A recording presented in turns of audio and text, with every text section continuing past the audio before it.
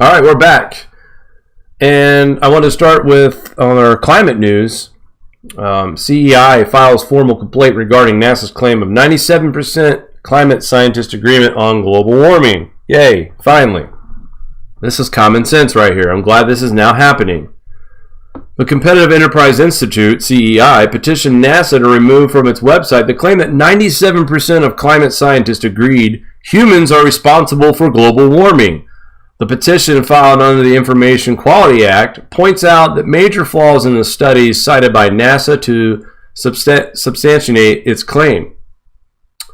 It requests the agency to remove the claim from its website and stop circulating it in agency materials. While NASA asserts the 97% claim is supported by a number of studies, CEI contends that the claim has major flaws that have been documented by critics, and these include, and these are just a couple here, incorrectly categorizing scientists who take no position as endorsing the view that humans are responsible for climate change. Failing to include relevant sources without explanation, and that's a big one, folks. Failing to include relevant sources without explanation.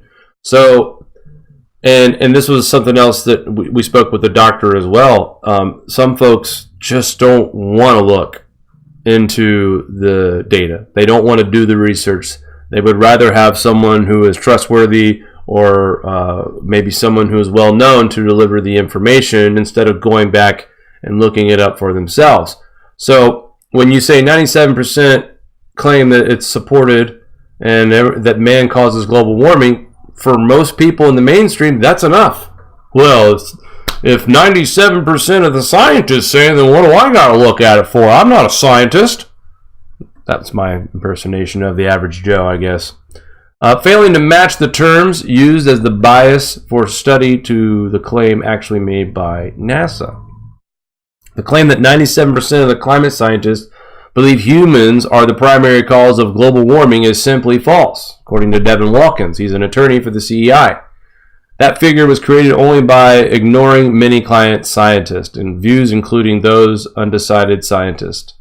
It is time that NASA correct the record and present unbiased figures to the public. Under guidance released by official management and budget in April, NASA has 120 days to respond to this request for correction, and its response must include a point-by-point response to any data quality arguments raised in the request. That is great. If you guys look here in the blue link right there, you could read the full request for correction there. So 120 days. Let's mark that on our calendars. Today is the 14th. Roughly looking at what, 4 months? So by this time in November, right before we all sit down to eat turkey with our families, we should know or have the correction, or at least an attempt by NASA to correct. It'd be interesting to see what they have to say for themselves, especially going into November, because I'd be shocked. And I guess you have to kind of know that the unexpected could happen at any time. I mean, we were expecting a third earthquake out in California, and it didn't happen. That doesn't mean it won't happen still, but it didn't happen like we thought it did. Right now, there's a lot of scientists that believe this fall and winter, will be a really cold one. According to our data and what we follow, I agree as well. But you always have to have that. There is that possibility, that 1% chance that the unexpected does happen. But I'm sure at this point, from what we're looking at and how we've seen things pan out, by November of 2019, I think NASA will be in a corner where they have no choice but to lower that percent of who claim that humans cause climate change. And another thing too, What's Up With That had an article on their website. I should have included this as well. But they also had an article that shows exactly, or right around about, how much man actually contributes to climate change. And according to the study that was done, and bravo to What's Up With That for posting it, because most people would just avoid it if it doesn't go with their curriculum or agenda. But according to the study, 0.1% is humans' fault when it comes to climate. 0.1% is the impact that this study had found on humans with climate change. That doesn't sound like a lot. And as we spoke before, guys, it's on NOAA's website. You go over their website on impact of cosmic rays. It tells you right at the very beginning of the description of this section that the sun is the center of the climate and weather. At the bottom of that paragraph, it explains that if the cosmic ray theory that is being presented right now becomes true, that it would impact our climate significantly. How is that going to happen, you say? Cloud coverage, cloud nucleation, cloud coverage, more precipitation, more floods. Cosmic rays are increasing on the daily basis, and it is also increasing the precipitation that falls, not just in rain but snow as well. And then you have, with snow, it's a double whammy. You get record snow, and then you got to deal with the melt, and you got to have somewhere for that water to go. And then on top of that, while you're dealing with a record snow melt, you're dealing with record spring rains, and now your floods are happening all over, not just in regions of the world, but everywhere. Everywhere. Every time we do a broadcast, we show you guys footage like this. Every time. Cars driving through water this deep. Every time. Every time we do a broadcast. It is not hard to find. It is not a pleasure of ours either. It's alarming that every time we do a live broadcast, we have this kind of stuff to show you guys in a different part of the country, a different part of the world. So, yeah, Noah was right. If the cosmic ray theory was true, and it is, it would have a significant impact on climate, and it does. And we are seeing that on a daily basis. And one of the things that goes hand in hand when our climate is impacted is our crops. But before I get into crop talk, actually I'll go ahead and I'll go back to that, but we'll talk crops right now actually. So I found this article on Dayton Daily News, and yeah, I'm a little biased, I'm from this part of Ohio, but I picked this article because there's actually some truth. And I've been kind of like preaching lately that I feel like a lot of this information is being suppressed. They don't want the public to know what's really happening, how bad it's getting. But I was reading this article here, and kudos to the Dayton Daily News for once. Staff writer Holly Shively for putting out things here. This is a major, major concern. And if I am a reader of this article in Dayton, Ohio, as I know it is a very rural area, there is plenty of farmlands out there. So I'll go ahead and read this for you guys real quick. Ohio farmers have the majority of their crops planted following a record rainfall in the state, but now they must wait and see what the yields will produce.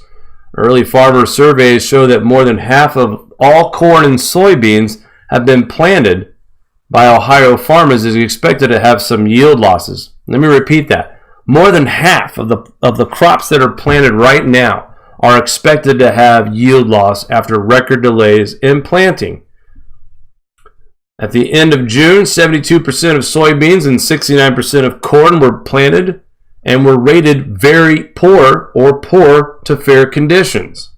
According to surveys, fair conditions represent a potential yield loss, but the degree is unknown. Poor conditions expect heavy losses, and very poor conditions could result in complete or near whole crop failure. The fact that we're talking about 72% of the soybeans are in very poor or fair to conditions. So the worst case scenario, the best case scenario here, guys, is that fair condition, which is the less of the crop loss. The worst case scenario is very poor, which some are rated very poor, and that's going to be a complete crop failure. Last year, 83% of the corn and 76% of the soybeans were good or excellent. So that just gives you an idea of how different we are this year compared to last year. Huge difference. Almost 100% different. Last year, we're talking about 76% soybeans were good or excellent. That's at the top. This year, we're talking about 72 and 69% at the very bottom. That's a drastic drop, folks. Drastic. It's really insult to injury when you look at the low percentage of crops that are in good to excellent for the whole state, and it's just because of the way the crops were planted. According to Ty Higgins, a spokesman for Ohio Farm Bureau, some crops would never reach fit conditions for planting, but farmers attempted to mud them into the ground. Other times the conditions might have been right, but then rain poured on the Miami Valley again, covering crops, preventing oxygen from getting to the seeds to help them grow. Lawmakers have been seeking extra funding for Ohio farmers impacted by heavy rains, including Governor Mike DeWine, who asked Department of Agriculture Sonny Perdue to issue a disaster designation to provide financial help to Ohio farmers.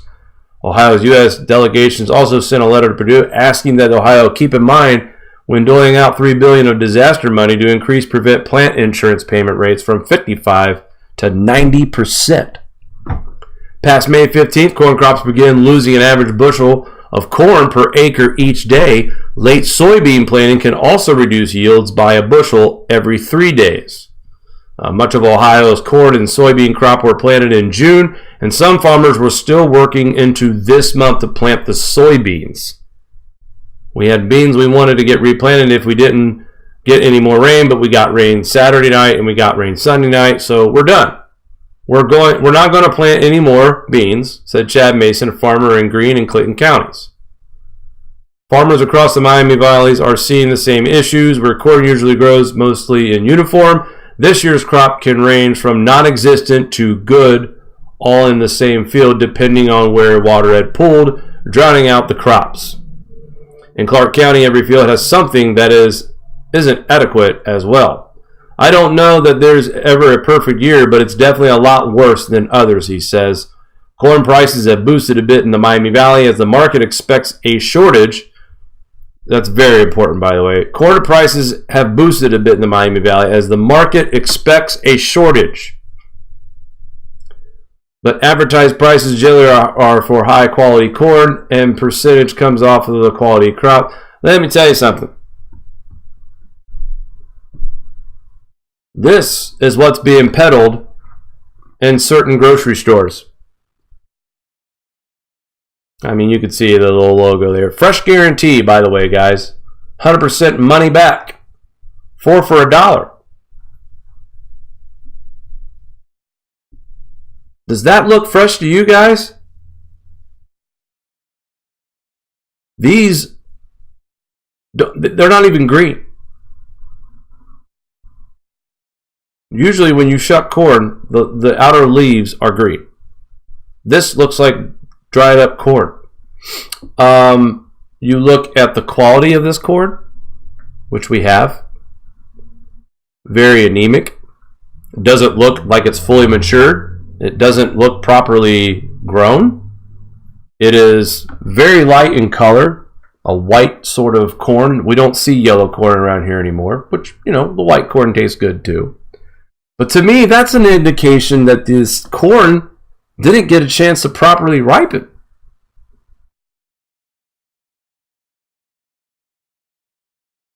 But this is what's being sold in stores as fresh, guys. This is fresh. 4 for $1. Let's continue to read here. USDA is planning to resurvey farmers to get a better indicator of how many acres actually were planted in Ohio, because current numbers showing 200,000 fewer corn acres and 300,000 fewer bean acres planted than last year seems too low to just about everyone, Higgins says. Wow. So that number is going to go up really high, is what he's saying. Probably over 1 million acres each, if not more. The ground is so saturated still that farmers aren't worried about long stretches of dry weather through July, when rain is typically most important for crop growth. Less than an inch every week would be helpful, though Greg McLynch, a farmer in the northern... this was a farmer. I'm sorry, he was claiming this. Greg McLynch in northern Darke County. The biggest concern ahead is the first frost comes before the crops can mature, he says. Absolutely. Farmers who own livestock will also have to make tough decisions in the coming months on how to best handle their livestock with a shortage of crops for feed and poor conditions for winter wheat that would affect the quality of straw for bedding. By the way, thanks to Matt in Nebraska, also giving me a heads up that right now they are late getting into the fields and cutting the wheat. That's still not right yet for cutting. So what Dayton Daily News is reporting here is the truth. And kudos for them to having the sense to tell people how it is. Now, we'll see how long this article stays up on this website. But I think this is a huge indicator here for farmers to take notice. And not only in Ohio, but Indiana requests federal aid after a crop loss in 88 counties. They have 92 counties, folks. The 4 Indiana counties that were not included in the governor's request are Benton, Rush, Shelby, and Warren counties. Holcomb says persistent rainfall in recent months have left fields saturated statewide, hurting Indiana crops and our farmers. A disaster destination can be requested within at least 30% of one crop is damaged or lost in a county. So there are 88 counties of the 92 in Indiana that meet that threshold of at least 30% crop loss. This is what you're going to eat, folks, this year. And they're having a fire sale on it. They know that they're lucky to even be able to put this in stores to sell it. I'm only wondering about this fall, this end of August. By the way, Ice Age Farmer posted a tweet today. We showed you guys how Walmart has a shortage of sweet peas and green beans, and now Kroger, a grocery chain out of Ohio, Kentucky. I've seen them in Georgia, Indiana. They are now also posting similar signs of shortages of certain canned vegetables, and they hope to have this replenished by end of August. Folks, everybody is counting on what always happens every year, except this year and last year have not been the greatest for farmers, especially these last 2 years. And 2019 is extremely worse compared to last year. Last year was just a drop in a bucket. We're not getting the truth about acreage that's planted that's actually growing right now. The Dayton Daily News article has probably been the best description on how the situation is on these crop fields. And what I mean by that is that, they're telling us, look, in certain fields there's corn that's growing really good right now, and then there's other parts, bigger parts of the fields that aren't growing as well, and then there's parts of the field that aren't growing at all because of where all the water's been.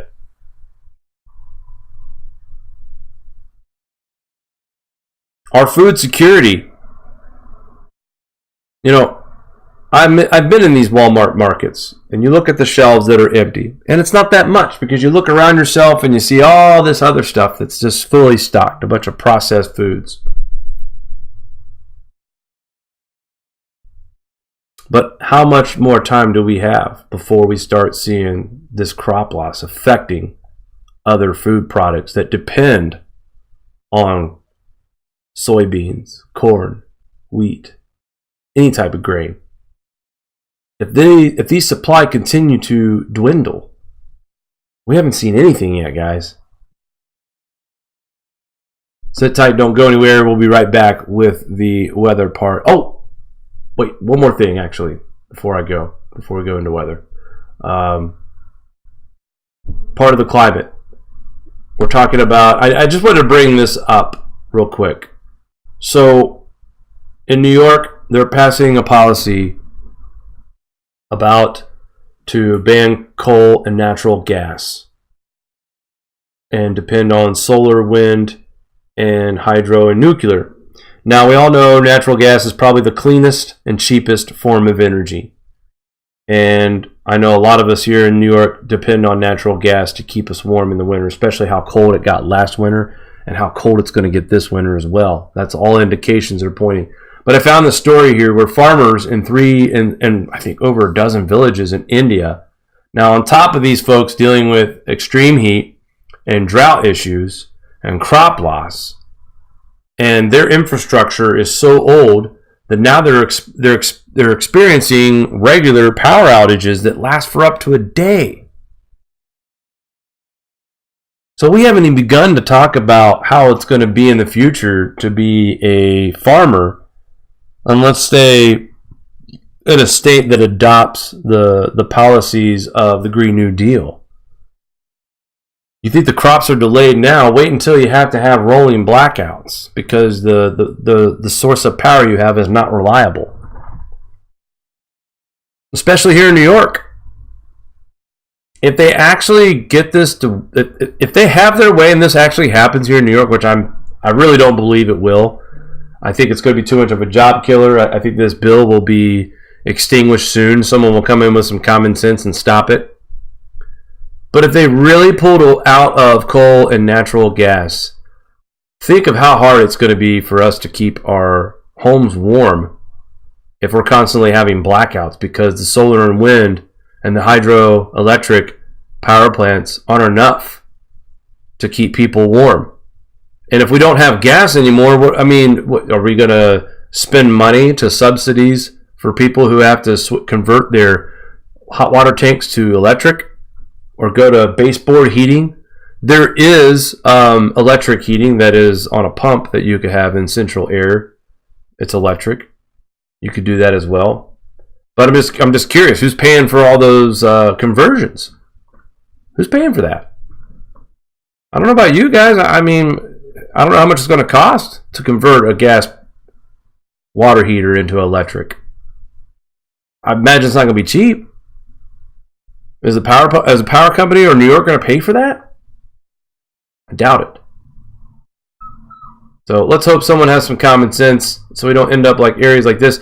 And India and third world, second world, and third world countries, these guys are going to be the first ones that really go through the crop loss and the extreme situation to follow after crop loss in certain parts of the world that are second and third world countries.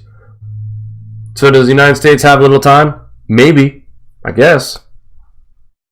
But to have a fifth of our pea supplies vanish over a short period of time is concerning.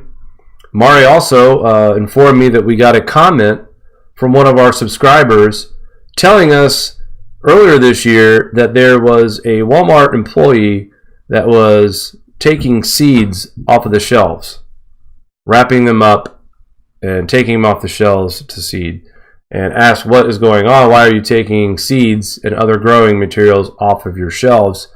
And the Walmart worker just simply says, we're just following what the corporate office wants us to do. Sounds like they don't want you growing anything at Walmart. They want you to rely buying their product at their prices. And I'll tell you guys, to me, if they're pulling out just basic seeds for people who want a tomato garden or cucumbers or whatever in their backyard, sounds like that they're getting ready to put the pinch on people. Prices are expected to rise this fall, according to Sachs and Goldman, or Goldman and Sachs, however which way you want to say it. They're expecting a huge price increase this fall into the early winter. And then as we get into January, we're going to get the full report this year of what percentage of crops we actually lost. So, some very, very challenging times ahead, folks. And it's in our near future. This is no longer a soft landing situation. It's here. We'll be right back. Don't go anywhere, guys. Do you like this show? Give us a thumbs up. Want to support us more? Share to your favorite social media platform. Buy a t-shirt or become a Patreon. All links are in the description below.